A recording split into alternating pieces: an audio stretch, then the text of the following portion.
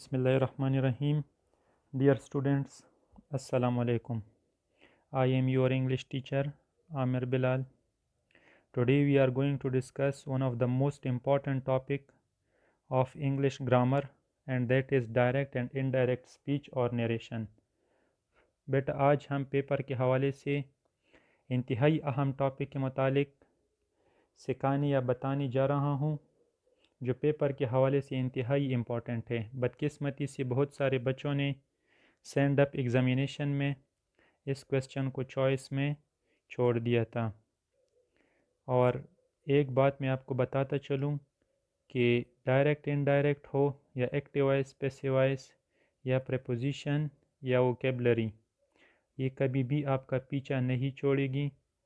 کوشش کرنی چاہیے کہ آپ کی بیسک گرامر ٹھیک ٹھاک ہو۔ آپ اگر انجینئر بننا چاہتے ہیں یا ڈاکٹر بننا چاہتے ہیں، کسی بھی ایٹا کے یا NTS کے پیپر میں اگر آپ جائیں گے تو 20 نمبر یا 30 نمبر گرامر کے ہوتے ہیں۔ تو آئیے ڈسکس کرتے ہیں ڈائریکٹ اینڈ انڈائریکٹ نیریشن کے حوالے سے۔ ڈائریکٹ سپیچ کیسے کہتے ہیں اور انڈائریکٹ سپیچ کیسے کہتے ہیں؟ When we report the exact words of the speaker without any change، بغیر کسی تبدیلی کے، then this mode of communication is direct speech۔ indirect speech کیسے کہتے ہیں؟ when we do not report the real words، اس میں دو دفعہ آیا ہے، گرامر کے حوالے سے یہ غلط ہے، کائنڈلی آپ اس کو خود ٹھیک کر لے، کریکٹ کر لے۔ when we do not report the real words of speaker and change them, then this mode of communication is called indirect speech۔ Urdu میں اس کا ترجمہ کچھ یوں ہے کہ ہم یہ کہہ سکتے ہیں کہ کسی بھی شخص کی بات کو یا کلام کو پہنچانے کے دو طریقے ہوتے ہیں، جیسا کہ میں نے آپ کو انگریزی میں بتایا کہ بولنے والے کی باتوں کو تبدیل کیے بغیر وہی الفاظ دہرانا، اس کو ہم ڈائریکٹ سپیچ کہتے ہیں، اور کہنے والے کی باتوں کو اپنے الفاظ میں بیان کرنا، اس کو ہم انڈائریکٹ سپیچ یا نیریشن کہتے ہیں۔ جیسا کہ مثال دیا گیا ہے کہ he said I am hungry، اس نے کہا کہ میں کیا ہوں، بھوکا ہوں یا مجھے بھوک لگی ہے۔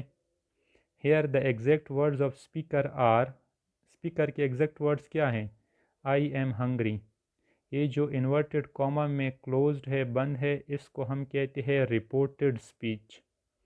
I am hungry کو ہم کہتے ہیں رپورٹڈ سپیچ، اور یہ جو he said ہے صرف کاما کے ساتھ ہیں، اس کو ہم کہتے ہیں reporting speech.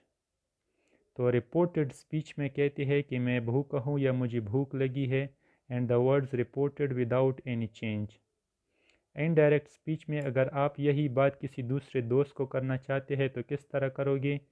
he said that he was hungry، وہاں پہ ہم نے کہا کہ he said I am hungry، یہاں پہ ہم کہتے ہیں he said that he was hungry۔ here we change the real words of speaker، یہاں پہ ہم نے کیا چینج کیا؟ اسپیکرس کی ایگزیکٹ ورڈز جو تھے اس کو ہم نے، ریئل ورڈز کو ہم نے چینج کیا۔ he was hungry، I am کو ہم نے he was میں چینج کیا، اور اس کو ہم کہتے ہیں change in tense. I am hungry too، he was hungry بن گیا۔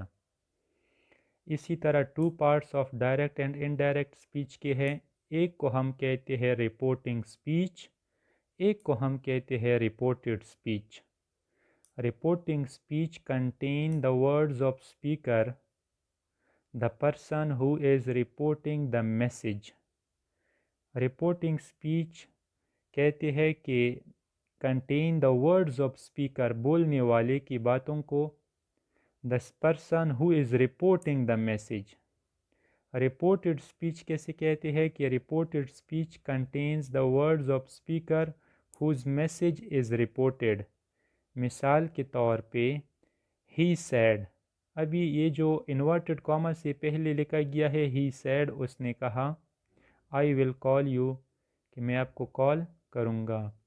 انورٹڈ کاما کے اندر یہ جو آئی ول کال یو لکھا ہے اس کو ہم کہتے ہیں رپورٹڈ اسپیچ، اور واوین یا انورٹڈ کاما کے باہر جو لکھا گیا ہے اس کو ہم کہتے ہیں رپورٹنگ اسپیچ۔